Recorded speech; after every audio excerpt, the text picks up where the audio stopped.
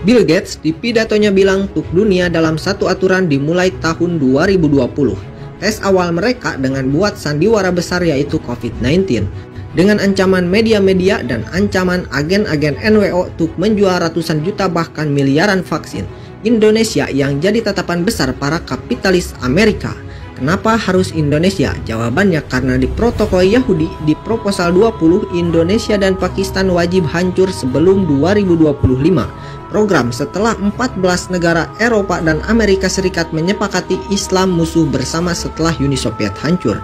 Mayoritas negeri muslim untuk abad ini adalah Indonesia, maka Indonesia dibidik dengan semua senjata kapitalis juga komunis agar Islam di Indonesia hancur. Baik berupa aliran sesat yang dilindungi kekuatan 13, program melegalkan LGBT dengan dana 108 miliar per tahun untuk Indonesia, penghancuran ekonomi umat, impor besar-besaran juga impor tenaga kerja asing dan asing di saat pemuda-pemudi Indonesia banyak yang jadi pengangguran. Dan senjata paling ampuh untuk habisi umat Islam seperti kata PM Israel, 1 peluru, 2 rudal, 3 suntik. Ini program besar dari 2020, entah sampai kapan. Dilihatlah potensi sosok besar dalam negeri yang berhasil dengan program vaksin terbaik dan juga banyak jadi pujian rakyat.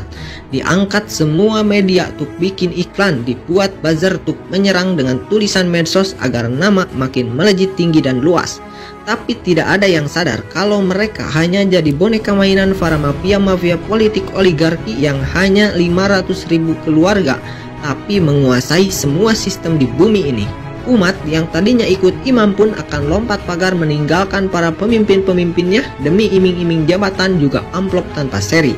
Cara lama tapi masih ampuh untuk bikin umat Islam meninggalkan pimpinannya. Nyata terjadi saat kapal besar itu tenggelam dan berubah jadi sekoci kecil dihempas badai dan gelombang.